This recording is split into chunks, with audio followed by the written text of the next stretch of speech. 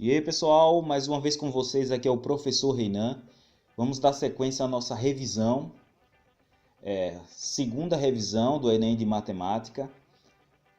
A gente viu que os principais itens no vídeo anterior é aritmética, grandezas proporcionais, funções polinomiais, PA e PG, geometria plana, geometria espacial, análise combinatória, probabilidade, médias e estatística.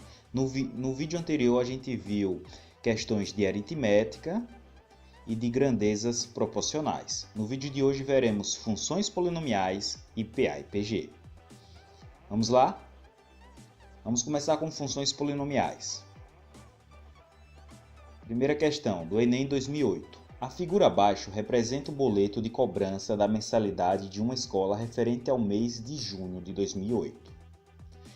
Se M de x é o valor em reais da mensalidade a se paga, em que x é o número de dias em atraso, então, item A, M de x é igual a 500 mais 0,4x, item B, M de x é igual a 500 mais 10x, item C, M de x é igual a 510 mais 0,4x, item D, M de x é igual a 510 mais 40x, ou item E, M de x é igual a 500 mais 10,4x. Como sempre, recomendo que vocês pausem o vídeo, tentem resolver e depois dá play e acompanha comigo a resolução. Vamos lá? Vamos para a resolução. Primeiro, separa as informações importantes, né? Nesse caso, é o valor do boleto, que é R$500, e R$10 caso você atrase o boleto e 40 centavos por dia de atraso. E o que você quer? Uma função em relação a x de dias de atraso. Então, ele quer uma função em relação a x dias de atraso. Está aqui o boleto, né? Esse R$500 aqui está aqui, que é o valor do documento. R$10 é o valor, cobra a multa de R$10, mais, eu dou uma atenção a esse mais, porque muita gente pode confundir e achar que é R$10,40 por dia, mas é R$10 que você vai pagar por atrasar e mais 40 centavos por dia de atraso, viu? Então, atrasou, paga R$10 e cada dia é 40 centavos. Então, vamos lá. E a gente quer o quê? A função, né? Então, vamos resolver. Lembrando que, como tem um valor variável e um valor fixo, essa é uma função do primeiro grau, que é do tipo f de x igual a x mais b, onde o a é o valor que está junto com a variável, o valor variável, e b é o valor constante. Então, a gente percebe que o valor constante é quanto ele vai pagar, certo? Que é o b, e o a vai ser o valor variável. Então, percebemos aqui que o valor variável é 40 centavos, porque cada dia que você passar, você vai pagar 40 centavos por dia de atraso. E o valor constante é os 500 que você vai ter que pagar do valor original do boleto, mais R$10, porque ele quer uma função em relação a atraso. Então já está supondo que a pessoa atrasou, é o 500 do boleto e R$10 do atraso. Então o valor fixo que você vai pagar, porque é uma função de atraso, é R$510. Então, substituindo, vamos ter f de x igual a 0,4x mais 510. Né? 0,40 é o mesmo que 0,4, você eliminando o zero. Então, essa vai ser a resposta do item C, né? C de casa. M de x igual a 510 mais 0,4x. Beleza? Vamos para a próxima. Então, vamos para a próxima questão, uma questão bem parecida com a anterior. Essa é do Enem 2011. Vamos lá. O prefeito de uma cidade deseja construir uma rodovia para dar acesso a outro município. Para isso foi aberta uma licitação na qual concorreram duas empresas. A primeira cobrou R$100 mil por quilômetro construído, acrescido de um valor fixo de R$350 mil, enquanto a segunda cobrou um valor de R$120 mil por quilômetro construído, acrescido de um valor fixo de R$150 mil.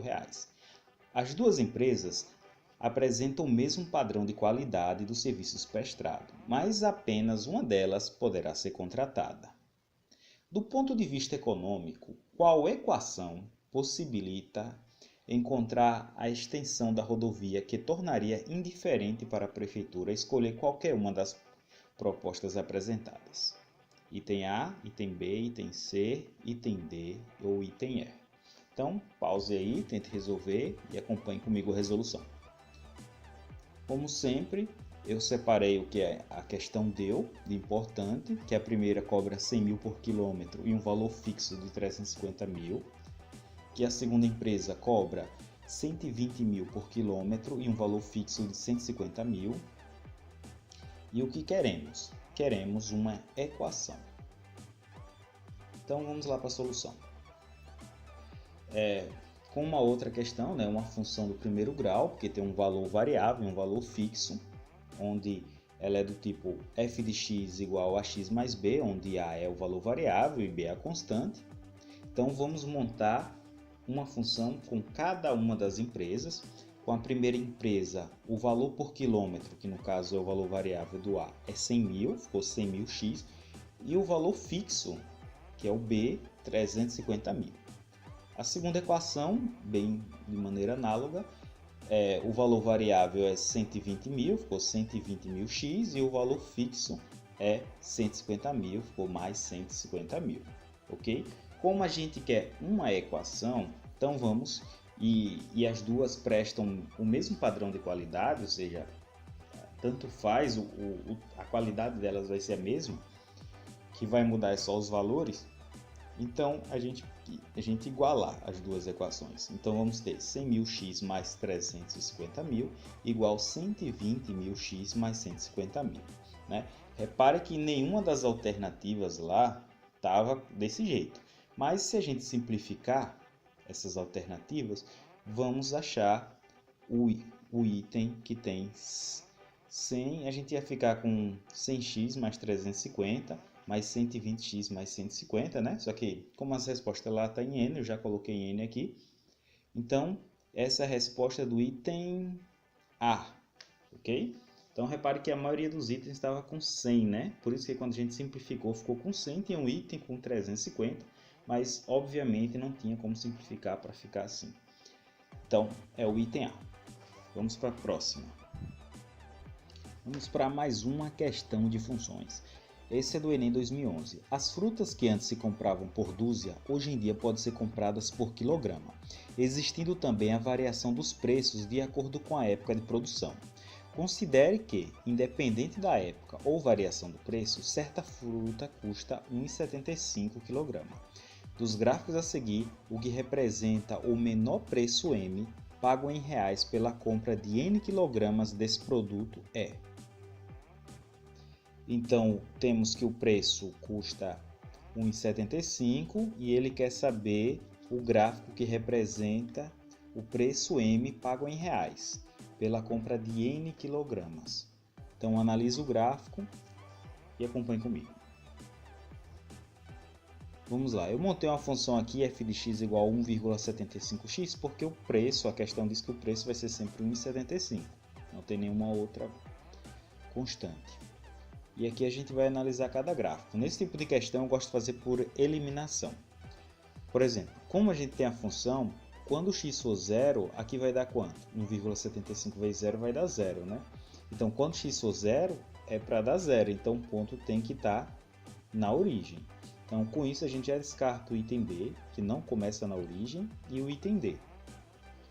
E aí sobra o A, o C e o E. Então, olha que se eu comprar duas, vai dobrar.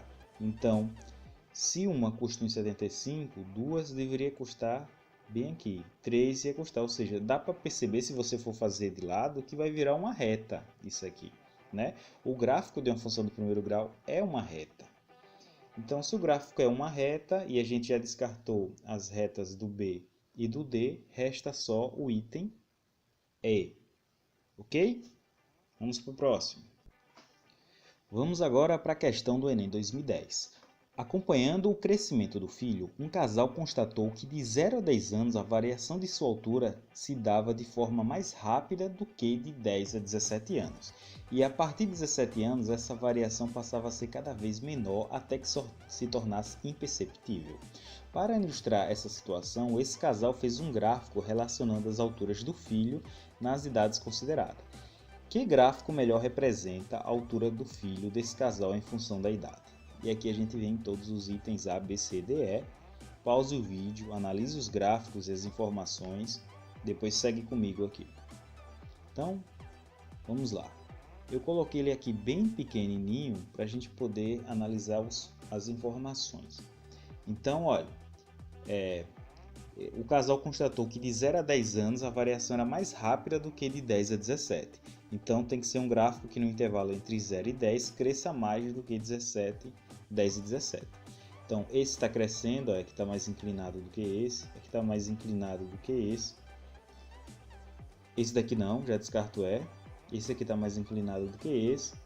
Esse aqui não, está constante. Então a gente já descarta o E e o C, né, com essa informação. Agora resta a outra informação é que ele continua crescendo entre 10 e 17. Então, com essa informação e faltando esses três itens, a gente elimina o item B, porque entre 10 e 17 ele não está crescendo, segundo aqui. Ele está com a mesma altura. Então, descartando, sobra o item A e o item D. Agora, vamos analisar agora os gráficos em relação ao que está acontecendo. Esse gráfico é para representar a altura que uma criança vai tendo. Se você for pegar esse gráfico do item D, está dizendo que ele está crescendo aqui de 51 centímetros, chegou a uma altura aqui, 1,30 aproximadamente, e de repente ele dá um pulo para 1,48. Aí ele vai crescendo e depois dá outro pulo. Isso não acontece, né? O crescimento é constante. Então, vai ser a letra A, a resposta. Ok? Vamos iniciar agora o outro item, né, da revisão, PA e PG. Vamos para a questão do Enem 2011. O número mensal de passagens de uma determinada empresa aérea aumentou no ano passado das seguintes condições. Em janeiro foram vendidas 33 mil passagens, em fevereiro foram vendidas 34.500 passagens, em março 36 mil passagens. E esse padrão de crescimento se mantém para os meses subsequentes. Pergunta: quantas passagens foram vendidas por essa empresa em julho do ano passado? Item A, 38 mil. Item B, 40.500. Item C, 41 mil. Item D, 42 mil. Ou item E, 48 mil passagens. Pause aí, tente resolver e segue comigo na resolução. Então, como sempre, eu marquei as informações importantes que temos, que foi em janeiro 33 mil passagens, em fevereiro 34.500 e em março 36 mil. E o que ele quer saber é quantas foram em julho, né? Então, resolução. Então, colocando isso em ordem de sequência, né? Os meses em ordem.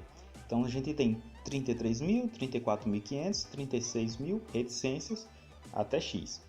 Onde esse X é o mês de julho.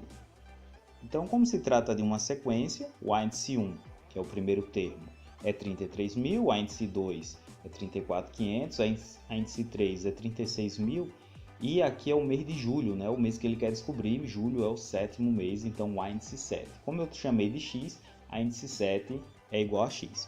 Resta só saber se se trata de uma PA ou uma PG, porque uma sequência é que dá para ver que está sempre acontecendo o mesmo padrão. Repare que de um número para o outro, a variação é pouca, né? Se trata de números grandes e está mudando um pouquinho de um para o outro. E é o mesmo padrão. Se você analisar, é 1.500. Mas, para descobrir isso, é só você pegar um e subtrair pelo anterior, né? Então, se trata de uma PA, de razão de 1.500. Né? E sabemos que para descobrir essa razão, como eu falei, é só pegar um elemento menos o anterior. Se eu pegar o índice 2 menos o índice 1, 34.500 menos 33.000 dá 1.500. O mesmo vale se eu pegar o índice 3 menos o índice 2. 36.000 menos 34.500 vai dar 1.500 também. Ok? Então, vamos lembrar da fórmula do termo geral da PA, porque ele quer um termo, né? Ele quer o índice 7. Então, a fórmula do termo geral é essa daqui, né? Quando a gente quer descobrir o enésimo termo, o índice N é igual a índice 1, que é o primeiro termo, mais N menos 1, onde N é a posição do enésimo termo, vezes R, que é a razão, né? A gente já tem todas as informações, já dá para descobrir o índice N. A gente tem o índice 1, que é 33 mil, já estou substituindo aqui. O termo que ele quer descobrir é o sétimo termo, então N é 7, menos 1 da equação, vezes a razão que a gente descobriu, que é 1.500. Então, tem várias operações, mas a gente resolve primeiro o que está dentro do parênteses, essa subtração. 7 menos 1 dá 6. Agora a gente resolve a multiplicação. Então vai ficar 33.000 mais 6.509.000, 36.000 mais 9.000. E fazendo essa soma a gente encontra 42.000. Então o mês de julho foram vendidos 42.000 passagens. E essa é a resposta do item D de dado. Ok? Vamos para a próxima. Vamos para mais uma questão, dessa vez do Enem 2008 sobre fractal. Fractal, do latim fractus, fração quebrado, é objeto que pode ser dividido em partes que possuem semelhança com o objeto inicial. A geometria fractal, criada no século XX, estuda as propriedades e o comportamento dos fractais, objetos geométricos formados por repetições de padrões similares.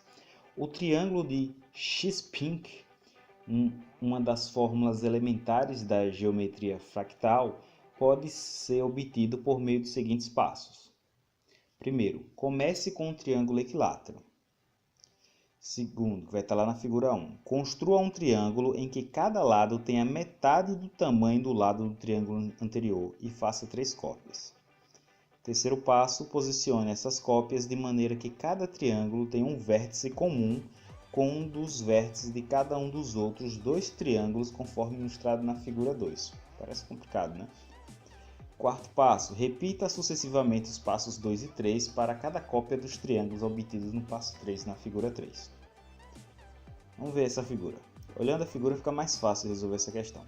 Então aqui tem a primeira figura, tem a segunda, tem a terceira. Repare que a primeira figura vira um dos vértices, essa figura passa a ser um também da outra e assim sucessivamente. Então, de acordo com o procedimento descrito, a figura 4 da sequência acima é. Então ele quer saber se continuar assim, qual é a figura 4. Esse item A aqui é o item B, essa é a figura do item C, do item D ou do item E. Observe bem, atento, tente resolver, pause o vídeo e segue comigo a resolução. Como sempre, anotei as informações mais importantes, né? Que é a mais importante, que começa com a figura 1. E ele quer a figura 4, ok? Então vamos para a resolução. Vamos primeiro observar a figura. Se começa na figura 1, e se você olhar as outras figuras vão ficando cheias de triângulos preto ou branco, mas como começa na figura 1, a figura 1 só tem triângulos pretos, né? Então a gente vai ter que analisar esses triângulos pretos. Analisando esses triângulos pretos, a gente tem uma sequência aqui. Tem um triângulo preto só aqui. Nessa daqui tem 3 triângulos pretos. Nessa daqui, se você contar, tem 1, tem 2, 3, 4, 5, 6, 7, 8, 9 triângulos pretos. E ele quer a figura 4, certo? Então, quantos triângulos pretos terá nessa figura 4? Que a gente sabendo quantos triângulos pretos tem, a gente vai lá e analisa a figura. Então, vamos lá. É uma sequência. A gente sabe que o primeiro termo é o índice 1, que é 1. O segundo termo, o índice 2, é 3. O terceiro termo, o índice 3, é 9. E o quarto termo, o índice 4, a gente chamou de x. Né? Como se trata de uma sequência, resta só saber se se trata de uma PA ou de uma PG. Observa que daqui para aqui aumentou 2. Já daqui para cá, se você aumentar 2, não é 5. Então não é uma PA, certo? A razão daqui seria 2, né? 3 menos 1. E a razão aqui é 6. Então se trata de uma PG. Então resta ver quanto é que está multiplicando. 1 vezes quanto dá 3? 1 vezes 3, né? E 3 vezes 3 dá 9. Então a razão dessa PG é 3. E a gente sabe que um elemento é igual ao anterior vezes a razão. Por exemplo, o 3 é igual ao anterior vezes a razão. 3 é igual a 1 vezes 3. O índice 3, que é o 9, é igual a 3 vezes 3. Então o mesmo vai valer para o índice 4, né? A índice 4 vai ser o terceiro termo vezes a razão. Como o terceiro termo é 9, vai ficar 9 vezes 3, que é igual a 27. Então a gente sabe que a quarta figura vai ter 27 triângulos pretos. Então vamos analisar as alternativas. Qual é que tem 27 triângulos pretos? Essa daqui tem pouquinho triângulo preto. Essa daqui tem tantos triângulos pretos que nem vale a pena contar. Então para mim ficaria o C ou D. Vamos contar aqui o D. 1, 2, 3, 4, 5, 6, 7, 8, 9, 10, 11, 12, 13. Se eu não errei a conta é 13, mas está longe de 27. Já esse daqui parece ser, né? 1, 2, 3. Cada um tem 3, né? 3, 6, 9, 12, 15, 18, 21, 24, 27 triângulos pretos. Então a resposta é a letra D. E dá para ver que essa figura aqui, que é anterior, está aqui, né? Assim como a figura anterior está aqui e como essa está aqui. Não precisa nem ter feito a fórmula, mas é bom ter usado o PG para ter uma certeza. Então é o item C de casa, ok? Bom, espero que vocês tenham gostado. Foi só para fazer uma revisãozinha rápida. Então, como sempre, se você gostou, dá um like. Se não for inscrito, se inscreve no canal. E até o próximo. Tchau, tchau.